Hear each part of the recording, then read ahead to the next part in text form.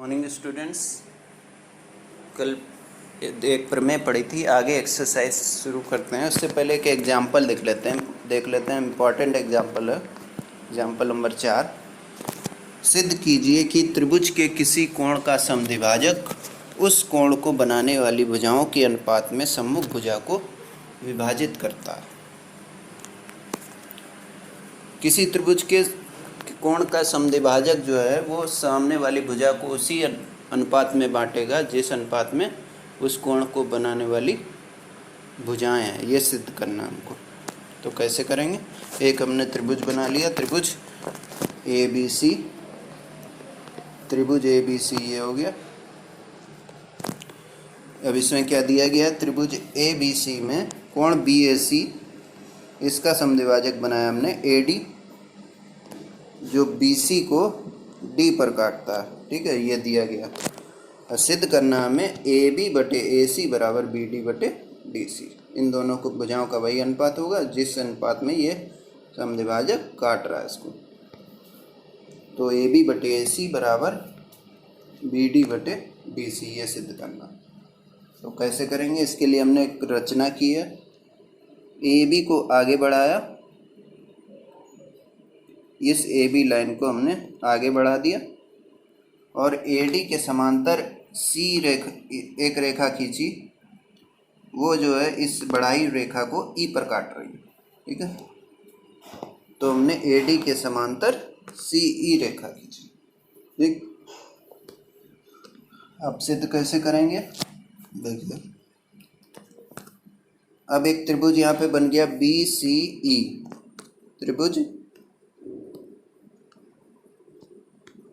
त्रिभुज B C ई बन गया है। अब इस त्रिभुज में हमने आधारभूत अनुपातिकता प्रमेय लगा दी। कैसे लगी?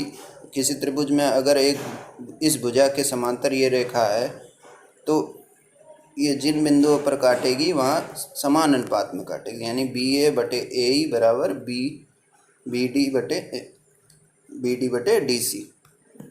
तो वही लिखा है मैंने, बी ए बटे ए ई बराबर बी डी बटे डी सी। समीकरण 1 लिख दिया। अब देखिए यहाँ पर हम ये दोनों समांतर रेखाएं हैं, ये दोनों, इसको ये तिर्यक रेखा काट रही है। तो कोण 1 ये है, कोण 2 ये है, ये एकांतर कोण है। ये कैसे होंगे? बराबर होंगे। इसी तरह से जब ये दोनों समांतर रेखाएं और ये तिर्यक रेखा, तो ये संगत कोण बने, कोण 3 और कोण 4। ये कैसे होंगे? बराबर। अब कोण 3 कोण 4 के बराबर हो गया, कोण 1 कोण 2 के बराबर हो गया।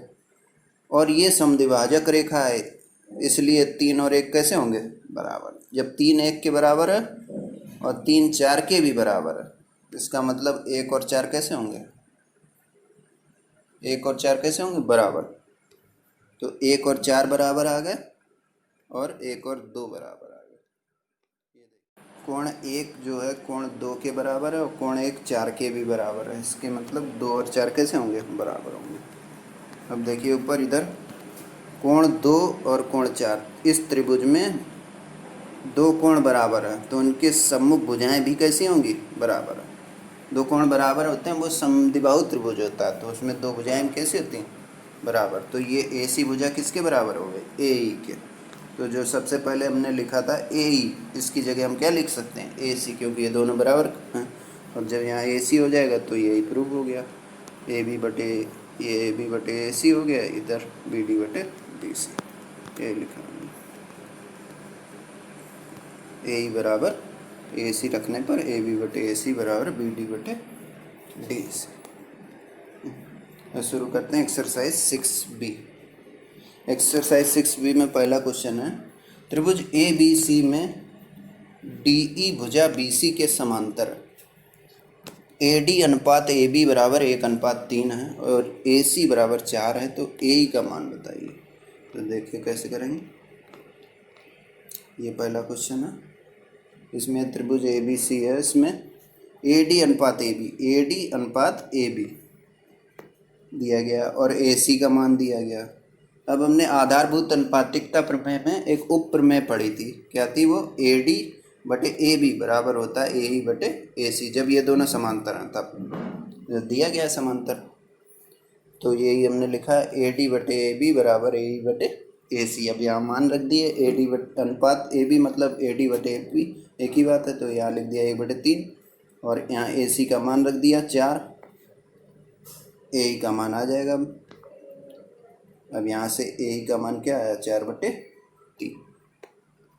तो इस तरह से ही करना था।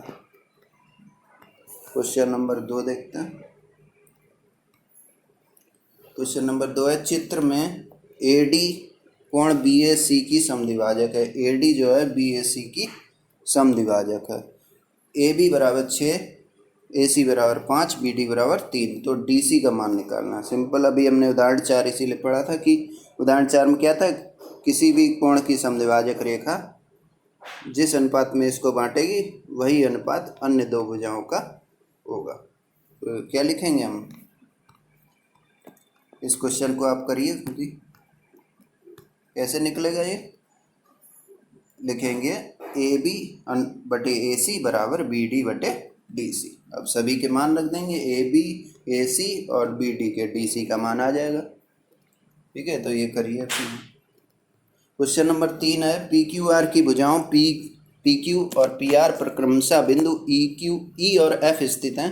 प्रत्येक स्थिति के लिए बताइए EF समांतर QR है या नहीं। तो इसका पहला पार्ट मैं बता रहा हूँ। पहले पार्ट, त्रिभुज PQR में PQ पर बिंदु E और PR पर बिंदु F है, तो बताना है EF समांतर QR है कि नहीं। तो वो कब होगा, जब आधारभूत अनुपातिकता प्रमेय में पढ़ा था, कब होगा, जब ये इन दोनों का अनुपात जो होगा वही इन दोनों का अनुपात होगा, ये समान अनुपात में होंगी, तभी ये दोनों रेखाएं कैसी होंगी, समांतर। तो यही निकालना हमने, PE बटे EQ और PF बटे FR निकालिए। अगर बराबर आ जाए तो समांतर है, ना आए बराबर तो समांतर नहीं है। तो पहले हमने PE बटे EQ निकाला, PE और EQ का मान रख दिया, 13/10 आया। फिर PF बटे FR निकाला, तो यहाँ 3/2 आया, यहाँ 13/10 है, दोनों अलग अलग हैं, इसलिए दोनों रेखाएं समांतर नहीं हैं। इसी तरह इसके दो पार्ट हैं, वो करिए। क्वेश्चन नंबर 4 देखिए सिद्ध करने वाले क्वेश्चन पहले आप खुद करिए। अगर आप खुद कर लेंगे सोच के तो आप उसे भूलेंगे नहीं। जैसे क्वेश्चन नंबर 4 है, यहाँ पे आधारभूत अनुपातिकता प्रमेय का यूज़ करके आपको ये सिद्ध कर सकते हैं। आप खुद सोचिए कैसे सिद्ध होगा। नेक्स्ट वीडियो में मैं बताऊंगा इसको कैसे करना। ठीक है, क्वेश्चन नंबर 5 3 की तरह है, 2 क्वेश्चन की तरह है। यहाँ भी AD जो है समद्विभाजक है, तो क्या होगा, AB बटे AC बराबर क्या होगा, BD बटे DC। X क्या है, DC, तो यहाँ से X का मान आ जाएगा। तो क्वेश्चन नंबर 5 तक करिए, आगे नेक्स्ट वीडियो में देखते हैं। Thank you.